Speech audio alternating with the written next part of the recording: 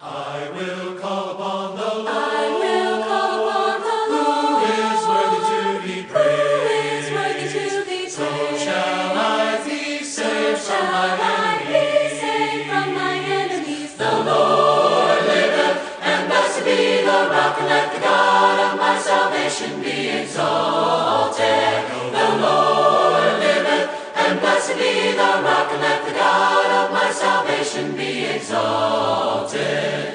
Jesus Christ, He died for me.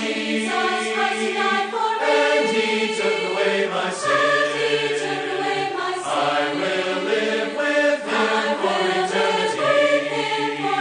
I know the Lord liveth, and blessed be the rock, and let the be God of my salvation be exalted. I know the Lord liveth, and blessed be the rock, and let the God of my salvation be exalted. I know the Lord liveth, and blessed be the rock, and let the God of my salvation be exalted.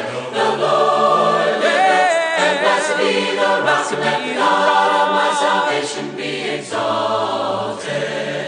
I will call upon the Lord. I will call upon the Lord.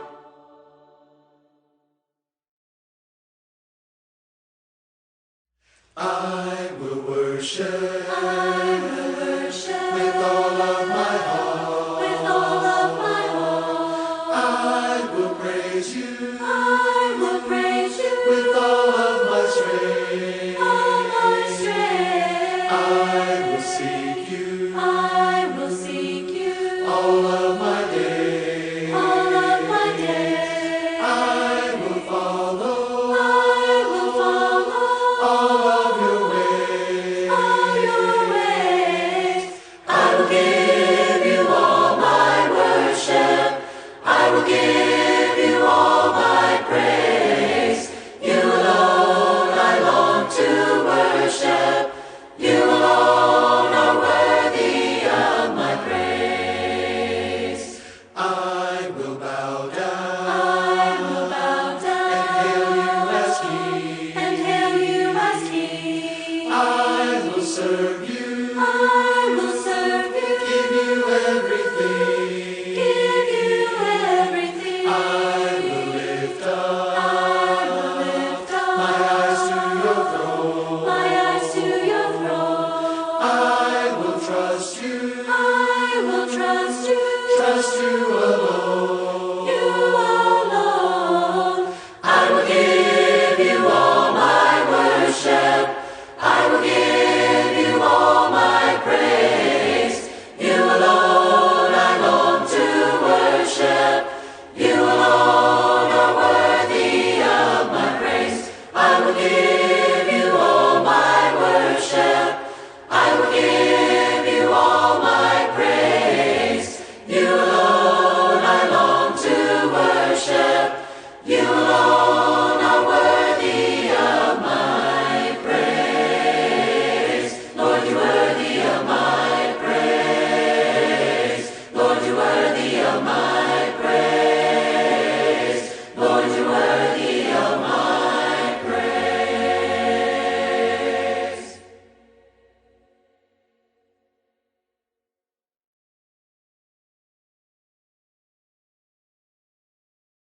I love the Lord Messiah deep down in my heart. I love the Lord Messiah deep down in my heart. Singing, it's a Deep, deep, and it's a down, down, it's a deep down in my heart. Singing, it's a Deep, and it's a down, down, it's a deep down in my heart. I love to sing His praises deep down in my heart. I love to sing His praises deep down in my heart. Singing, it's a Deep, deep, and it's a down, down, it's a deep down in my heart. yeah. Deep, deep, and it's a down, down, it's a deep down in my heart. I love my Christian family deep down in my heart. I love my Christian family deep down in my heart. Singing, it's a Deep, deep, and it's a down, down, it's a deep down in my heart. yeah. It's a Deep, deep, and it's a down, down, it's a deep down in my heart. I love the Lord Messiah deep down in my heart. I love the Lord Messiah deep down in my sing and it's a deep, and it's a down, It's a deep down in my heart. yeah, deep, and it's a down, It's a deep down in my heart. we sing and it's a deep, and it's a down, It's a deep down in my heart. yeah, deep, and it's a It's a deep down in my heart. Change my heart, oh God. Change my heart, oh God. Make it ever true. Make it ever true. Change my heart, oh God. Change my heart, oh God. May I be like you. Change my heart, oh God. Change my heart, oh God. Make it ever true. Make it ever true. Change my heart, oh God. Change my heart, oh God. May I be like you. You are the potter. I am the clay. Mold me and make me. This is what I pray. Change my heart, oh God. Make it ever true. Change my heart, oh God. May I be like you. You are the potter. I am the clay. Mold me and make me. This is what I pray. Change my heart, oh God. change my heart, Make it ever true. make it ever true, Change my heart, oh God. change my heart, May I be like you. Change my heart, oh God. change my heart, Make it ever true. make it ever true, Change my heart, oh God. change my heart, May I be like you.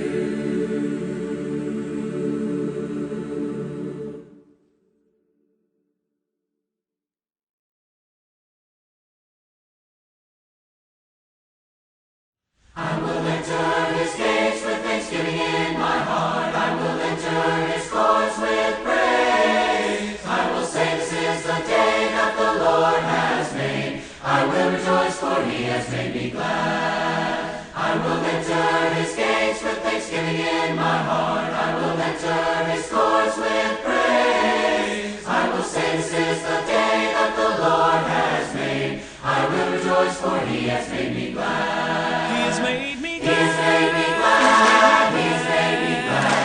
I will rejoice, for he has made me glad. He has made me He has made me glad. He has made me glad. I will rejoice, for he has made me glad. I will enter his gates with thanksgiving in my heart. I will enter his courts with praise. I will say, this is the day that the Lord has made. I will rejoice, for he has made me glad. He has made me He has made me glad. He has made me glad. I will rejoice, for he has made me glad. He has made me He has made me glad. He has made me glad. I will rejoice, for he has made me glad. He has made me He has made me glad. He has made me glad. I will rejoice, for he has made me glad. He has made me He has made me glad. He has made me glad. I will rejoice, for he has made me glad. I will rejoice, for he has made me glad.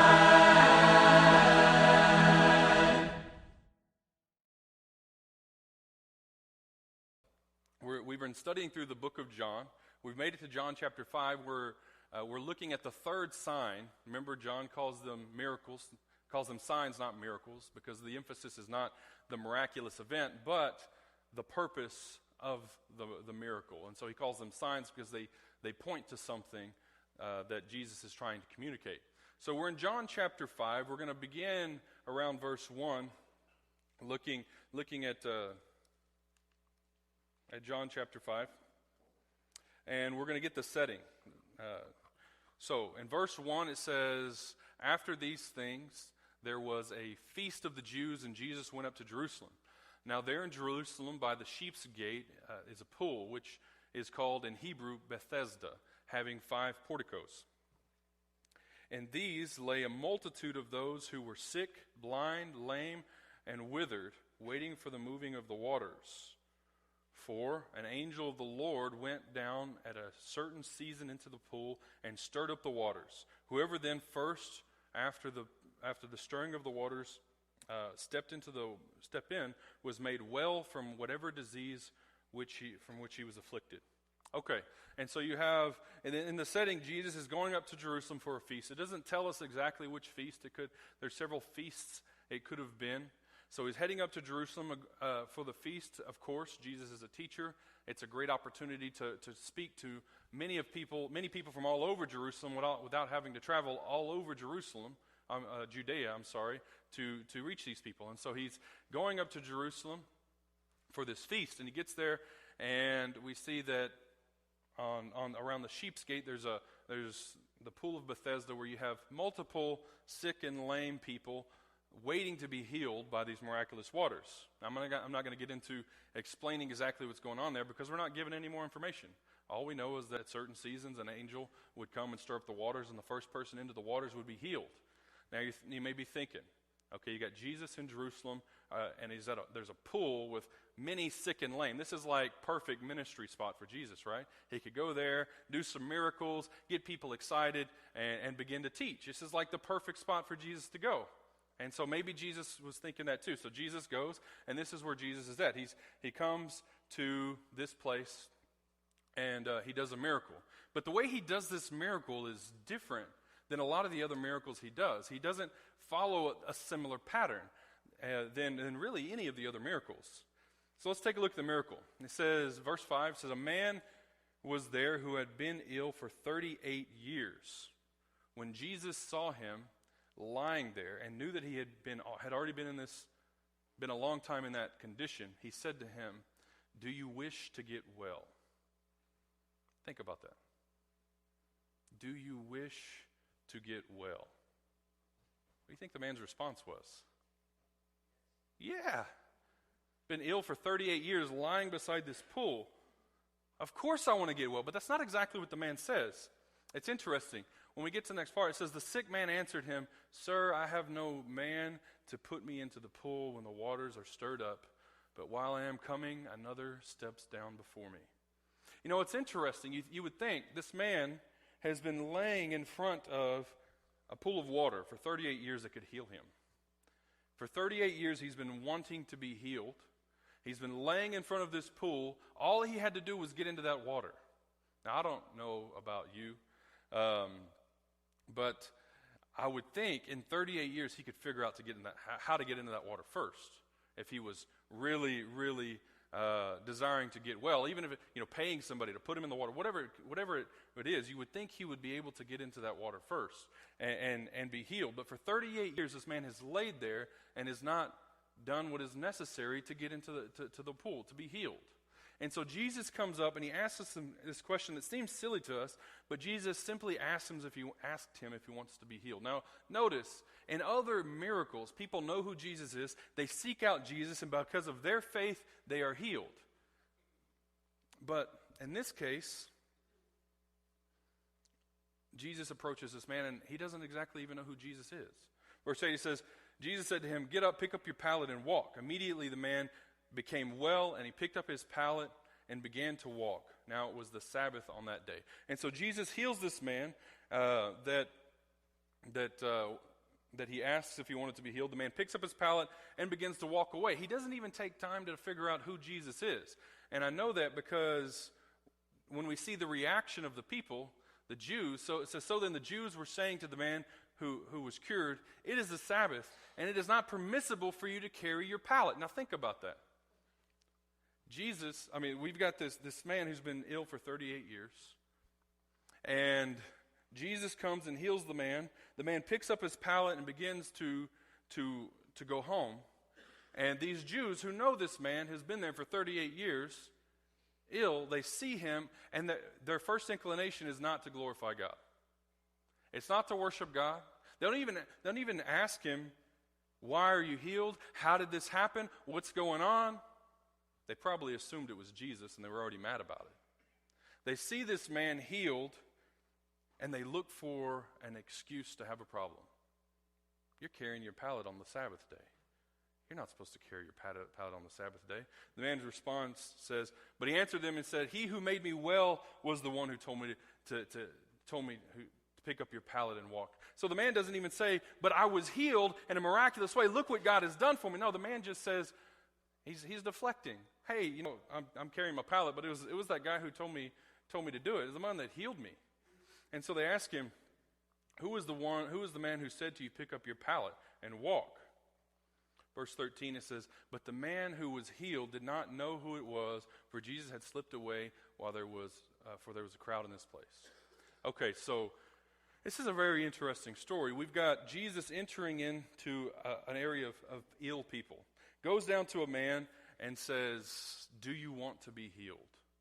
And the man gives an excuse. Jesus heals him anyway, but still the man doesn't take time to investigate who Jesus is. He picks up his pallet, he begins to walk away, and then we see the reaction of the Jews.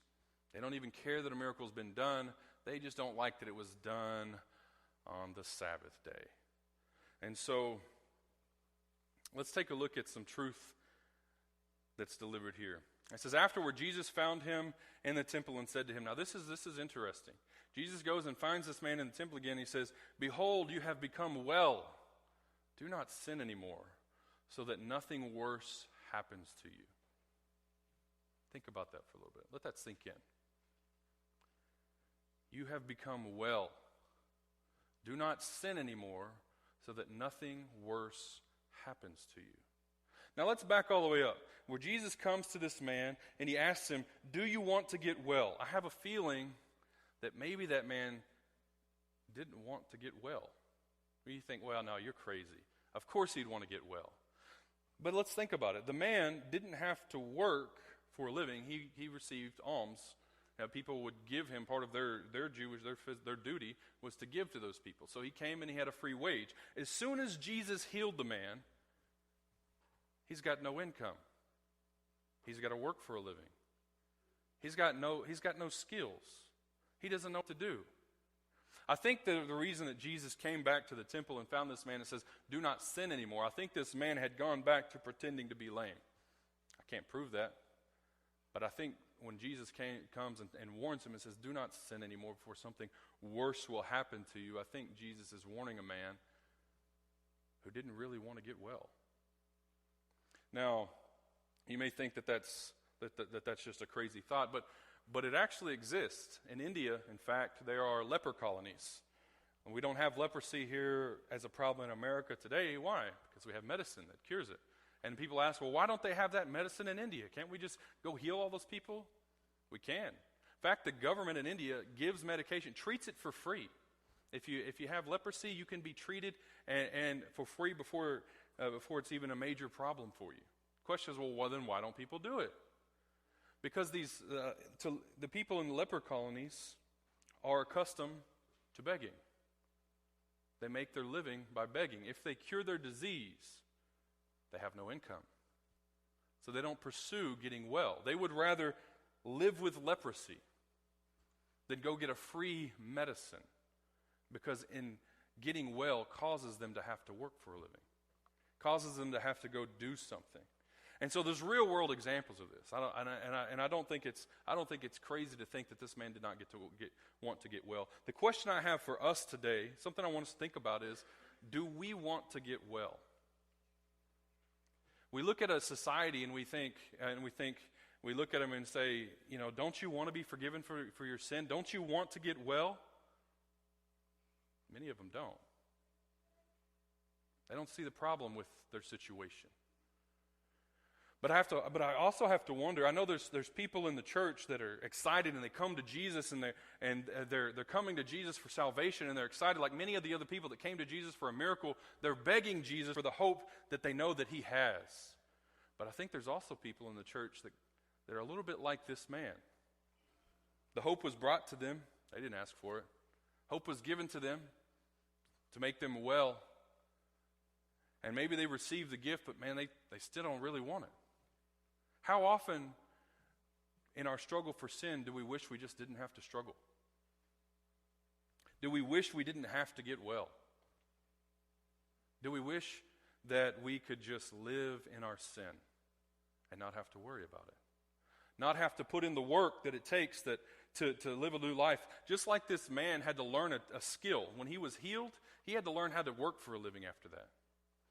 In the same way, when we are healed from our sin and we learn about Jesus and we make a commitment to follow Jesus, we have to learn to live a righteous life. And that's completely different than the life we came from. It's easy to stay in our own habits, to continue watching the terrible shows that we watch, to continue listening to the terrible music that we listen to continue drinking or hanging out with the same friends that we hung out. It's easier to continue to live a sick life, and I don't mean that in a judgmental way, but a life that is unrighteous, than it is to put in the work to be well and to pursue God. And so when we're sitting in our struggles and we're thinking, I just don't want to get rid of all of this. I'm a pretty good person. Let me have my vices, I've heard people say. Then I have to ask, do we even really want to be well? I'm not sure we do. Because I think what God is looking for is people that desire to seek him for what he's freely given, that will appreciate the gift of life that's been offered to him. Not those who are looking for an excuse to not do anything, but for those that are willing to get up and to work with God and to do what he's called us to do. Because this warning is true for all of us. We have become, if we've been forgiven for our sins and we're in a relationship with God, we have become well. And Jesus has commanded that we do not sin anymore. Now, that's not, again, we're not perfect people. 1 John says that, my little children, I'm writing these things so that you do not sin. But if you do sin, there's an advocate with the Father, Jesus Christ the righteous, who is the propitiation for, not for us alone, but for the whole world. And so the command is, the desire of God is for us not to sin. He understands we're not going to be perfect people. We get to make mistakes, but we got to get up and continue to pursue God. But if we get to the point where we want to sit by the edge of the pool and dwell in our illness because we don't want to put in the work to be well, we don't get the choice. We don't get the option to do that. We fall into this. It says, don't sin anymore so that something worse doesn't happen to you. If we decide to just sit and be unwell after God has made us well, if we decide to continue in sin, something worse is going to happen to us. Now, does that mean something worse in this physical life? It could be. Sinful actions lead to physical, problems.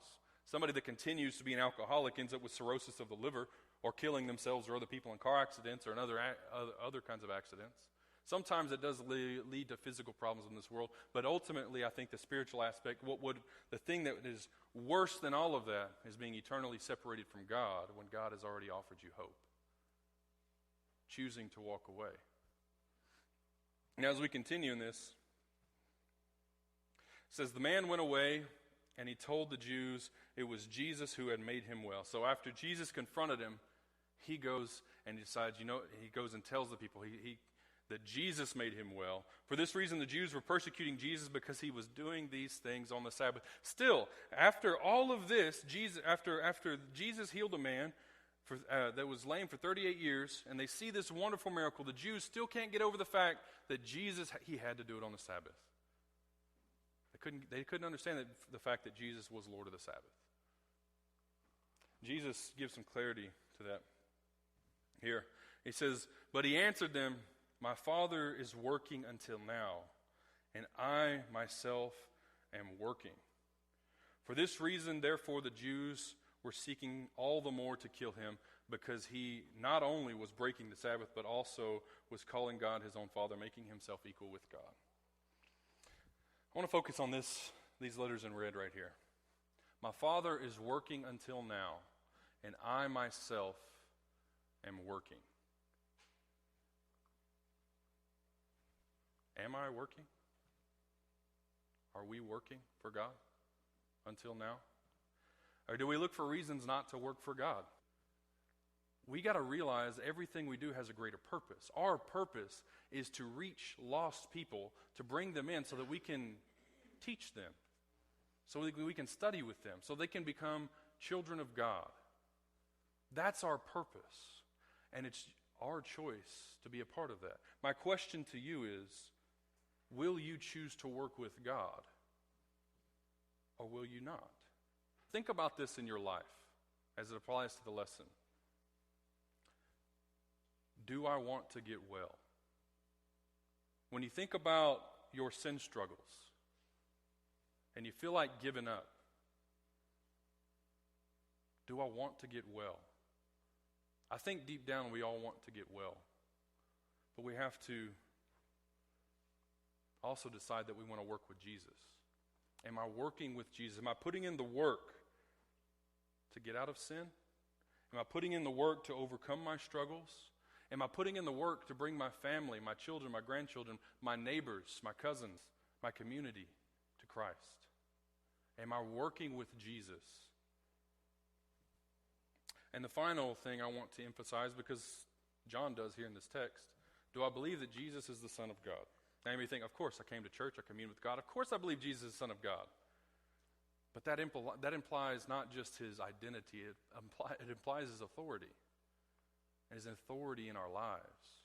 Do I live like I believe Jesus is the Son of God? And do I follow the commands of Christ as if he is Lord